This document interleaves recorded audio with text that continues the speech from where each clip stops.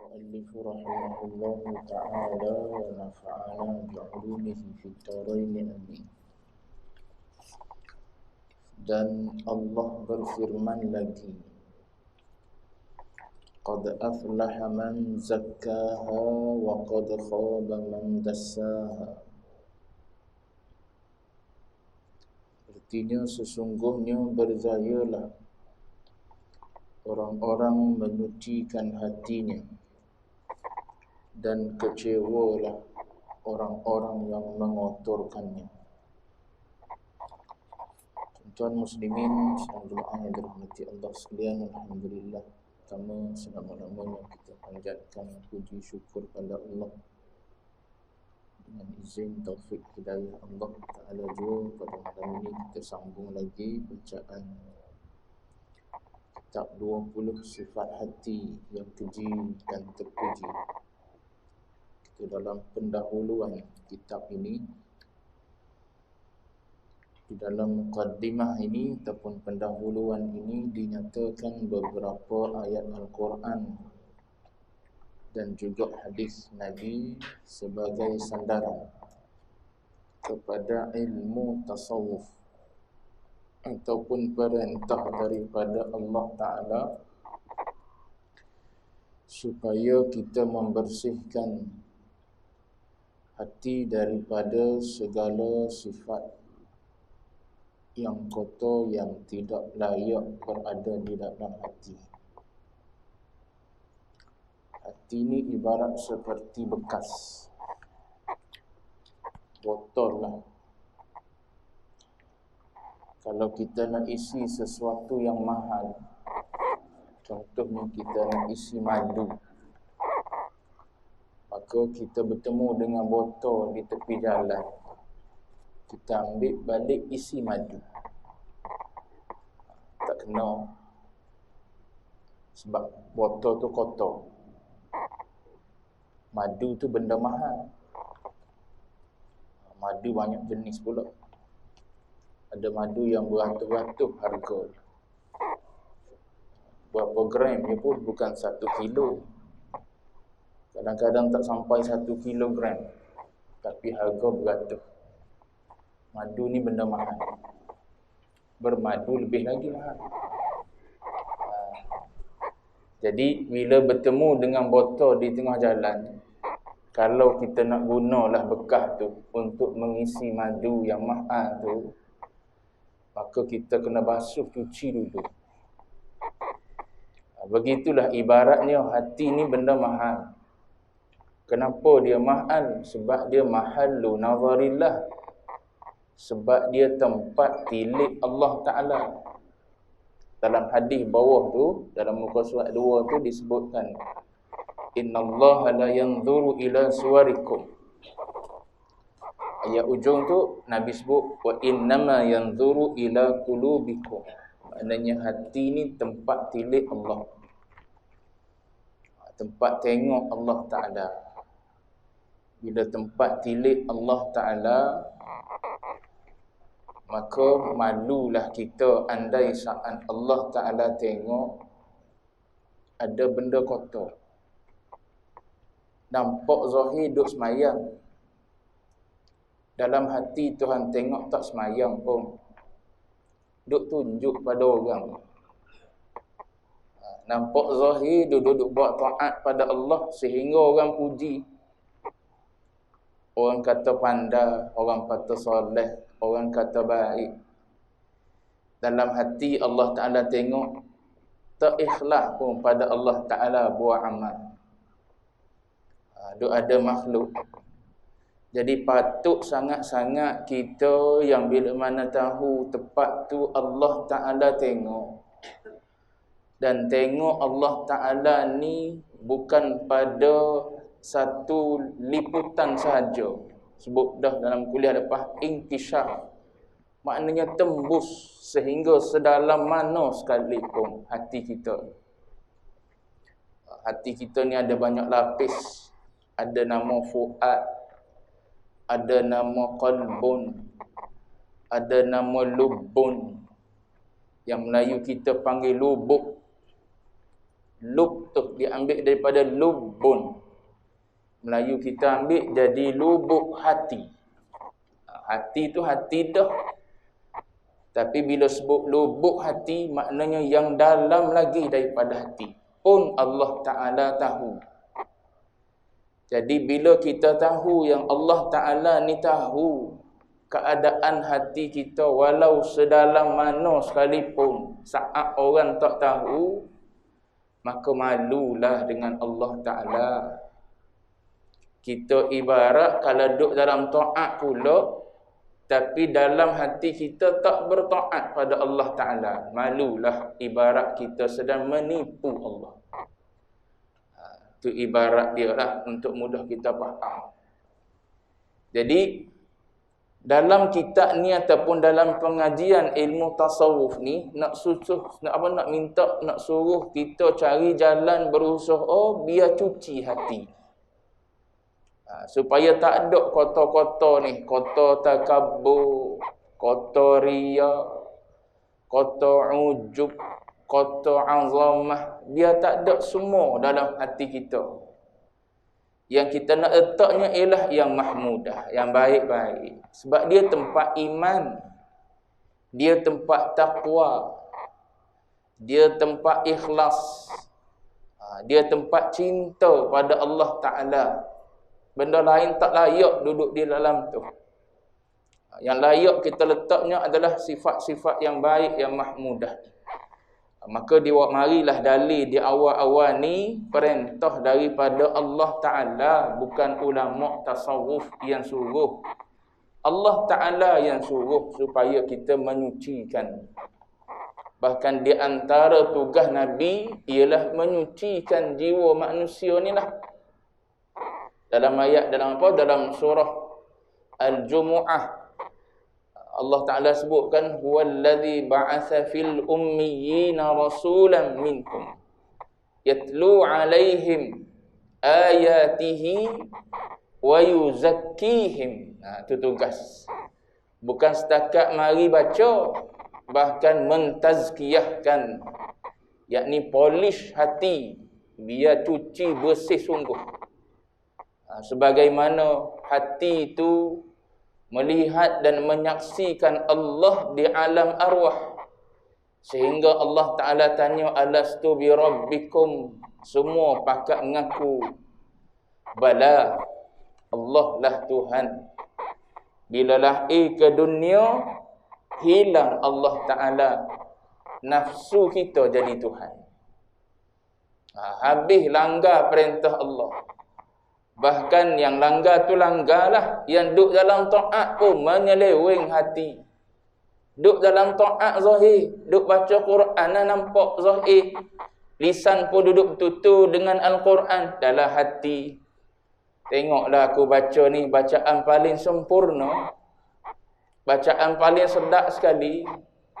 Ni bacaan yang bertajwid sekali. Kalau nak ambil contoh bacaan aku.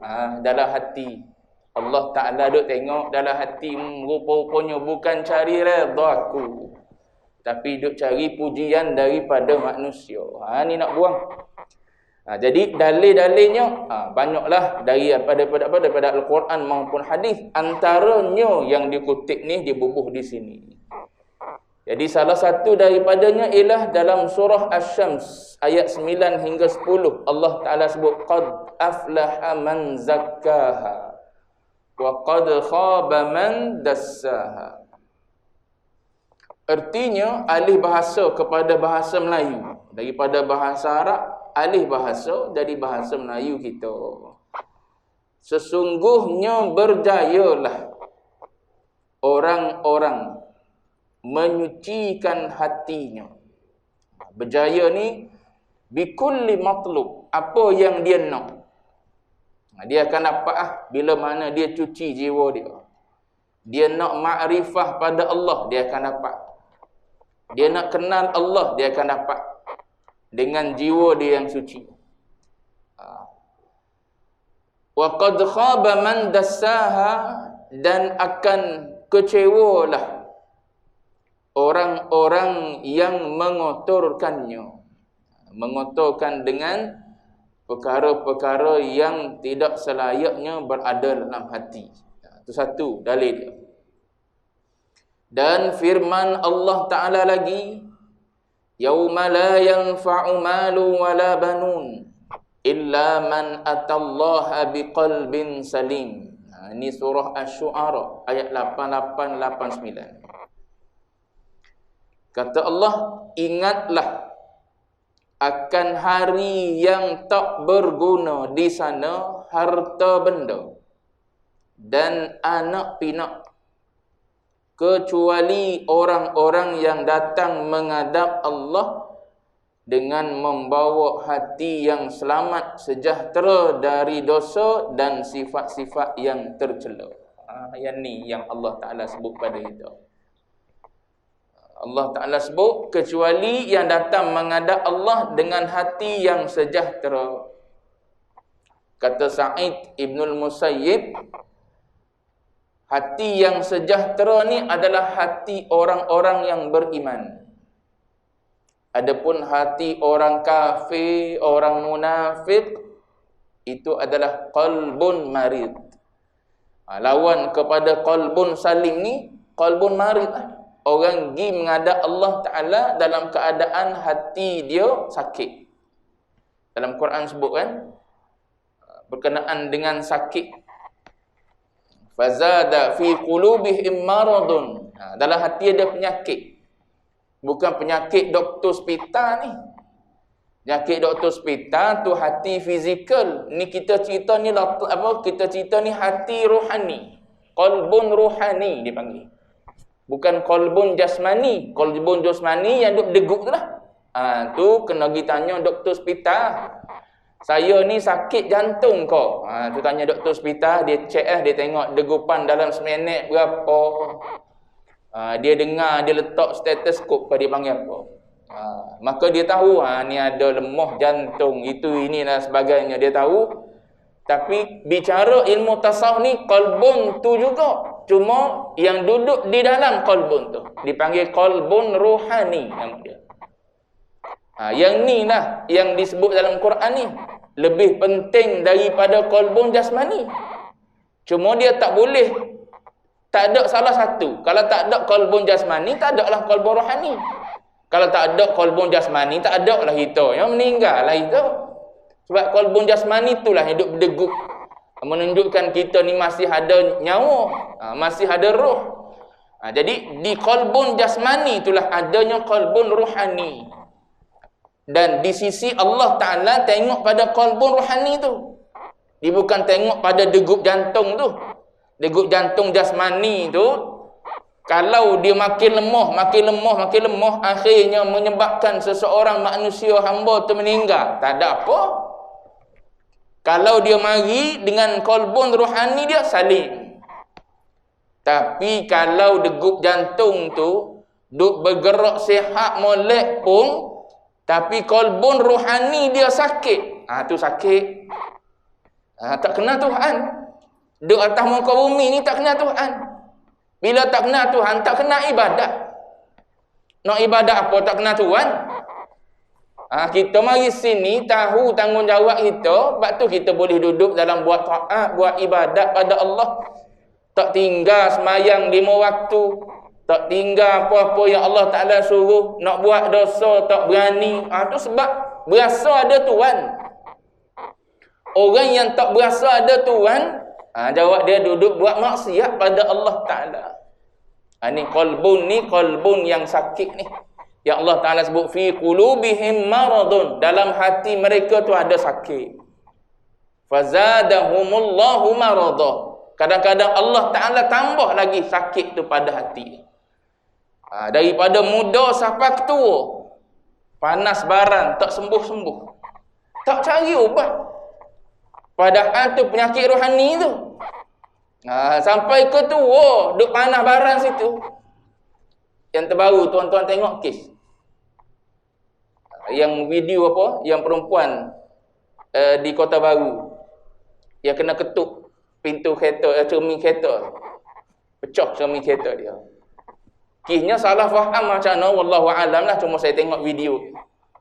Nak ceritanya Daripada muda dengan usia 40 lebih dah.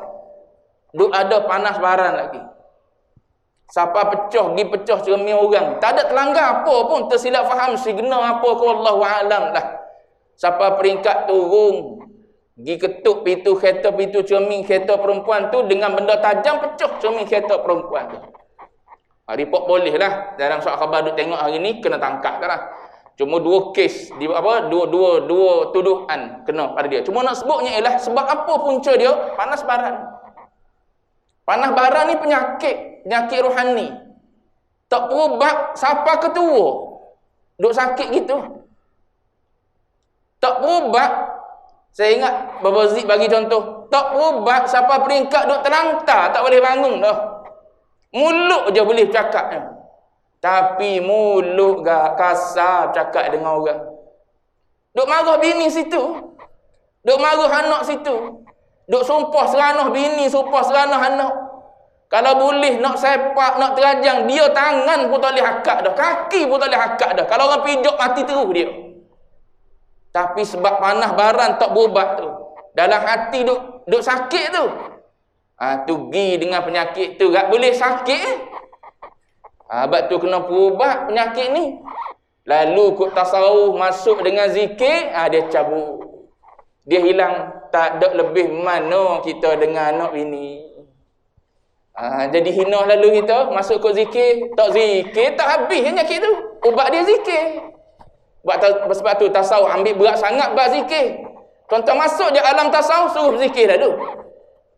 Tinggal zikir, tak ingat Tuhan. Nak ingat macam mana zikir tu, ingat Tuhan nama dia. Sebut dengan ingat. Bukan nak suruh sebut saja, nak suruh duduk sini. Sebut ni untuk orang awal ya. Untuk budak-budak, okey, ikut cikgu baca A-B-A-U bu. Abu, ya betul tak? Tak ingat dia ngejar gitu. A-B-U bu, abu. M-A-K-A-N kan, makan. Ada ulang tu. 1 kali 2, 2. Dia menyanyi, sambil menyanyi. Tu zaman mula-mula ya. Dah naik tingkatan 4, tingkatan 5. Duk main gitu lagi. Dah tengok nombor tahu. 7 kali 4, 28. Pala mari lalu. Tu bab tu lalu kot tasawuf, mula zikir. Syekh suruh zikir. Sebab nak berubat ni jiwa. Tak ada Tuhan tu yang jadi gitu tu. Orang panah baran ni dia sombong. Disebabkan oleh sombong. Dia berasa dia sempurna sangat. Sehingga kesalahan orang lain walau sekecil mana pun dia tak boleh terima. Padahal kalau dia tilik tengok pada qadar yang Allah Ta'ala tertudah gitu, tak ada apa. Tak ada nampak Allah tak ada nampak orang lain. Sebab apa? Allah Ta'ala dah tentu gitu. Hari ni tarikh sekian, tepat sekian, Allah Ta'ala tentukan gitu. Pas cara selesai dia syarat ajar. Gini cara dia. Kalau mu tak buat cara gini, dosa. Bincang elok-elok tu. Bincang elok-elok. Minta maaf lah. Nak beritahu begini. Nasihat betul-betul. Cakap molek-molek, lemah lembut gitu. Bukan salah pun, bukan tak boleh pun, boleh. Tapi disebabkan oleh dikuasai diri itu oleh syaitan dan nafsu, maka jadilah macam-macam jenis perangai mazmumah pada kita.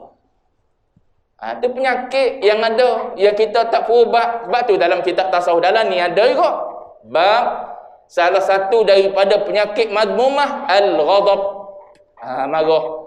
Nabi sebut hadis banyak tu bab ghadab tu. La taghdab, Nabi kata. Ada seorang sahabat pergi jumpa dengan Nabi, minta nasihat, ya Rasulullah, nasihatkan daku. Nabi kata apa? La taghdab. Nabi kenal tu. Orang ni orang macam mana ni? Mu jangan marah. Nasihatkan aku lagi ya Rasulullah. La taghdab. Nabi ulang 2-3 kali. Nabi ulang, jangan marah, jangan marah, jangan marah. Marah ni barang api, datang daripada syaitan. Sebab tu dalam kitab tasawuf ajarlah macam mana cara dia. Sampai hujung sekali, last sekali, tak boleh nak berubat dah dengan cara lain. Mu letak pipimu atas tanah. Biar mu kenal asal usulmu ni tanah ni je. Tuan-tuan baca kitab Penawar je apa Penawar tu. Dah tak boleh dengan cara kalau duduk diri dia Nabi suruh duduk. Duduk tak reda juga. Baring tak reda juga, gelisah juga. Gi ambil semayang tak jadi juga. Semayang tak jadi juga. Ambil letak pipimu yang mulia mu rasa ni atas tanah. Biar mu rasa ni je asal usulmu, cium bau tanah tu. Tu mayat duduk dalam kubur tu, duduk je dalam kubur. Tuan-tuan turun letak dalam kubur, mayat duduk bau dah tanah tu. Ni asal kita. Supo dia suami, dia bini, dia anak, dia siapa? Ni asal kita tanah. Bila tahu kita asal tanah, tak ada mulia mana? Kau tanah ni tempat kotor. Dalam tanah itulah ada najis-najis kita. Segala jenis najis duduk situlah kau.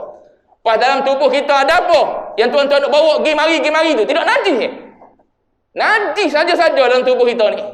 Daripada atas ada najis, sampai ke bawah ada najis. Berasa mulia. Kita ngaji ni. Pubat dengan ilmu ni. Baru sembuh. Maka tak bergaduh lah laki bini. Boleh duduk dengan mahabbah. Dia masuk hub pula. Cinta. Cinta mana? Cinta Allah. Cinta Allah yang menyatukan Adam alaihi salam. Cinta itulah juga yang menyatukan manusia-manusia lain bila mana dia mengenal Allah. Ni baru mukaddimah, nanti depan nanti dia cerita. Cuma tak panjang lah dalam kitab ni. Kitab ni masa daurah dulu, berapa hari je baca habis ya. Pernah daurah di tahun bila 2018 kalau tak silap. Ada baba daripada Thailand. Baba Wan Ismail. Cuma bila daurah nak cepat baca gitu lah. Baca ringkas-ringkas, baba huruf pendek-pendek. Baik. Ini salah satu daripada ayat yang Allah Ta'ala sebut, kalau nak selamat di hari kiamat, maka mari menghadap Allah Ta'ala tu bawa hati yang sejahtera. Sejahtera maknanya dengan iman, dengan taqwa. Itu yang Sa'id Ibn Musayyib sebut tu, hati orang kafir, orang munafik, tu hati yang sakit. Pas kita yang dah mukmin ni, yang dah beriman dah pada Allah Ta'ala, ada juga penyakit kita yang lain-lain, iaitu sifat-sifat mazmumah yang berpunca daripada ketidakmusyahadatan. Itu ada ke istilah tu? Tidak musyahadah pada Allah Ta'ala. Maka berasa diri lebih. Sebab tu bab mula-mula sekali, sifat mula-mula yang ghalib duk ada di ramai manusia, takabbur. Kalau tasawuf kalau kitab Syekh Qadir, dia tak letak takabbur mula-mula. Tapi Syekh Qadir ni pun Qadir juga nama ni. Syekh Qadir ni dia letak mula-mula sekali takabbur. Kalau Syekh Qadir Mandili dia letak Syarahut Ta'am mula-mula sekali. Yang ni dia letak takabbur. Ramai orang tak selesai bab takabbur. Sehingga jadi sombong. Sombong. Tu. Nak suruh buang yang tu, cabut buang takabbur. Habis takabbur tu tak ada masalah. Duduklah dengan siapa pun. Orang paling rendah dengan kita, budak kecil pun tak ada masalah. Duduk dengan orang yang tak ada apa-apa, orang yang miskin, apa-apa kedana, mari temuan kita, dia tetap serupa dengan orang kaya mari jumpa orang kita. Bila hilang takabbur, kita rasa tak ada apa kita. Apa yang ada di kita lebih, Allah Ta'ala bagi. Apa yang ada di dia kurang banyak, Allah Ta'ala bagi juga. Kalau dia kurang dari sudut fizikal, hati dia lebih beriman daripada kita yang fizikal sempurna, iman tak kuat, baik dia lah daripada kita. Tu tuan-tuan tengok Bilal bin Rabah, fizikal comel dia, tak comel lah dia, orang Ethiopia, orang negro. Tapi dalam hati saat orang letak di tengah panah tu, dalam hati dia keluar apa? Ahad. Nak banding Abu Jahal, pakaian fizikal bukan main gah, bangsawan ke tu. Mana tempat Abu Jahal? Mana tempat Abu Lahab? Allah Ta'ala laknat dalam Quran lagi. Tabbat yada Abi Lahabin wa tab. Bila Nabi naik Mi'raj, bunyi dah kaki dia duduk jalan dalam syurga. Macam mana fizikal dia? Fizikal dia hitam, orang negro. Tu yang hadis sebut tu, innallaha la yanzuru ila suwarikum. Kita dah berasa dengan semak kita mulia. Kaya kita mulia sebab apa? Sipir dunia buat. Kita yang mengaji pun pakai juga sipir tu. Gitu-gitu. Yang mengaji ni duk pakai sipir tu. Berasa kita orang putih lebih mulia daripada orang gelap. Berasa kita orang ada berharta sikit lebih tinggi daripada orang yang tak berharta. Pakaian kita kemah, maka kita berasa kita mulia daripada orang yang pakaian selekeh. Kita yang mengaji jadi gitu juga, pakai juga sipih tu. Padahal Allah Ta'ala bagi melalui lisan Nabi, la yanzuru ila suwarikum. Aku tak tengok semua tu. Semua tu memang berbeza. Sebab Allah Ta'ala memang membezakan. Dzalika fadlullah. Itu adalah anugerah Allah Ta'ala. Dia bagi berbeza-beza antara manusia. Dari sudut rezeki ni. Tapi batin ni semua orang boleh capai. Carilah orang yang tak sempurna macam mana. Syekh Sya'rawi kan pernah sebut kisah seorang yang dipanggil lelaki timun. Lelaki timun. Lelaki timun ni maknanya tangan tak ada, kaki pun tak ada. Body je ada. Tangan tak ada ni, tak ada lah. Kaki pun tak ada. Lelaki timun. Duduk di kawasan apa? Duduk di kaki 5 masjid. Andai ada orang lalu, kalau ada orang sudi suap makanan, maka bolehlah dia makan. Kalau tidak nak suap apa? Ambil dengan mulut lah. Ada orang lalu suap makanan pada dia, maka dia kata Alhamdulillah. Orang tak suap makanan pun mulut dia situ, duk Alhamdulillah, Alhamdulillah. Orang tanya pelik lah mu ni. Kaki tak ada, tangan tak ada. Lidah duk sebut Alhamdulillah, Alhamdulillah pada Allah. Dia kata, puji Allah Ta'ala ni, selagi mana aku ada lidah, aku ada hati, maka aku boleh guna untuk puji Allah Ta'ala, cukup.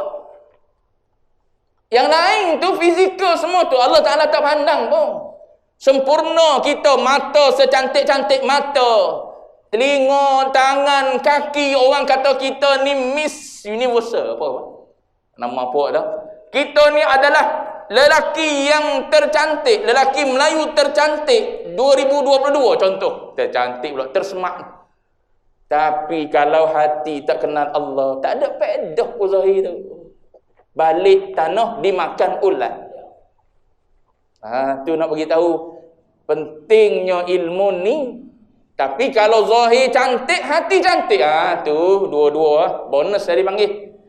Bonus lah. Zahir Allah Ta'ala bagikan dia cantik, keturunan mix.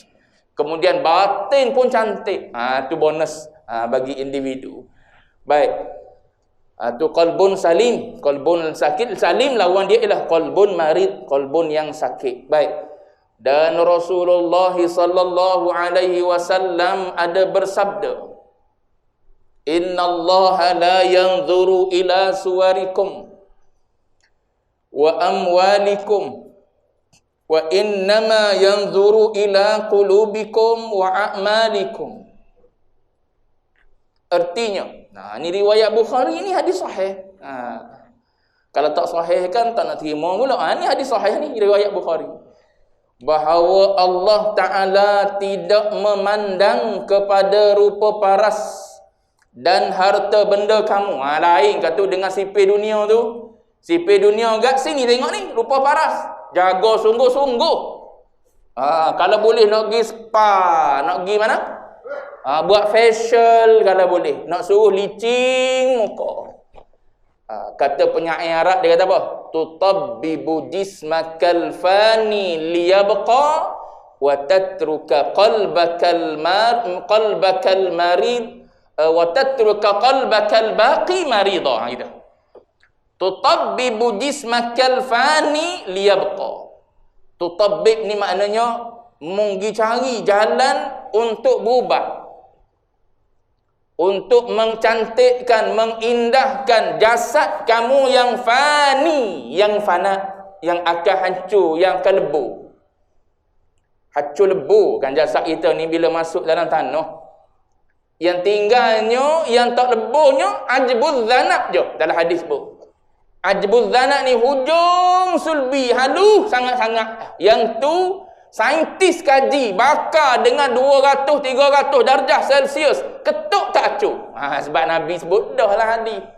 Nanti daripada ajbuz zanab itulah akan dihidupkan semula manusia. Yang lain hancur lebu lah raliknya dalam tanah tu. Tu tutabbibu, tapi perangai kita manusia ni duduk pelihara yang ni, duduk jaga yang ni. Kena pergi gym kita ni. Nampak naik di perut kita. Contoh. Nampak naik di perut ni kena pergi gym. Bila pergi ke gym kena tanya orang yang konduktor kan dipanggil. Orang yang tolong ajar tu nak apa? Nak bahagian perut jadi kempis kau ataupun nak bahagian tepi ni bicep kau macam mana kau? Kena beritahu dia ada cara-cara dia. Tuan-tuan pergi ke tak? Pergi baru tahu. Cara-cara dia macam saya pernah pergi tuan-tuan. Duduk dengan orang buah. Kita duduk juga dengan orang buah bersembang ni tu tahulah sikit-sikit. Cuma dia ada konduktor dia, orang yang bimbing. Kalau kita nak main saja-saja pun boleh juga. Cuma kalau kita nak ada hasil, maknanya ada konduktor dia lah tolong bimbing kita. Maka itulah di antara kerja nak suruh cantik fizikal. Tapi bila dah tubuh jadi tegak, badan jadi sihat, berpeluh, keluar peluh semua sekali. Tengok-tengok masjid tak hari pun. Sebab hati sakit. Yang duduk mari, yang bongkok-bongkok mari. Bongkok-bongkok mari. Ada Ustaz Munif. Anak murid Baba Zik juga. Dia mengajar, dia cerita ada seorang pokcik tua duk pulang ke masjid, jauh dia tu daripada rumah. Kalau kita ni yang duduk area ni, mari ni dah. Ni dah jauh ni daripada rumah, jalan kaki. Sebelum Zuhur pukul 12.30 tu jalan kaki dah. Maknanya nak sapa ke satu-satu tempat masjid dia nak pergi tu setengah jam jalan kaki. Kita jalan kaki kat dak lah. Tengah-tengah hari pula, panas-panas pula. Gi jalan kaki. Kalau tak ada orang tumpangkan untuk balik, jawab dia dak. Jalan kaki pula balik. Kalau balik, biasa ada orang tumpangkan motor, naik motor balik sekali. Kalau dak, jalan kaki, balik. Pergi jalan kaki, balik jalan kaki.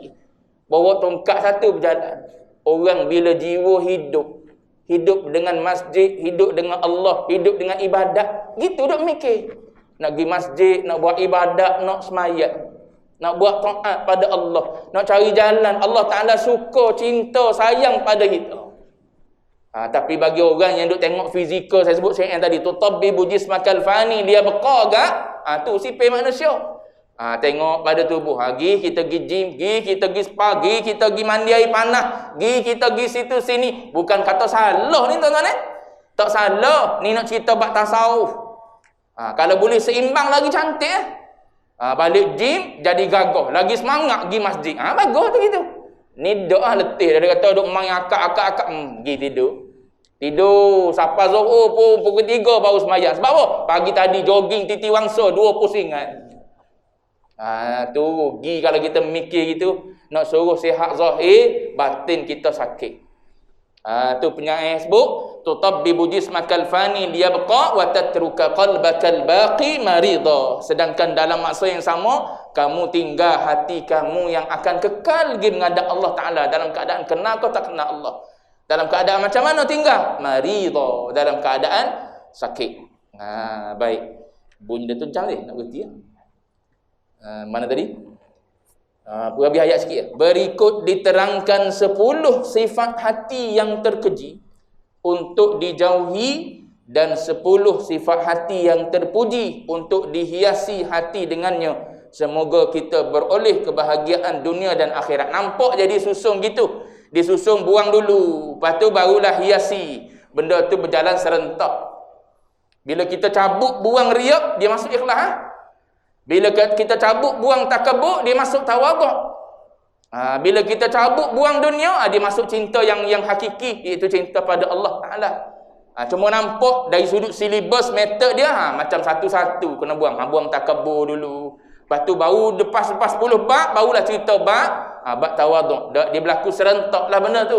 Cuma bila silibus dia jadi gitulah. Baca satu-satu bab. Akan datang insya-Allah kita sambung habis pendahuluan bab yang pertama, 10 yang pertama sifat hati yang keji. Yang pertamanya ialah takabbur. Dia je tu macam baca takbur. Melayu baca takbur kot. Baca Arab dia takabbur. Qadatu dulu wallahu a'lam wa ilmuhul atam.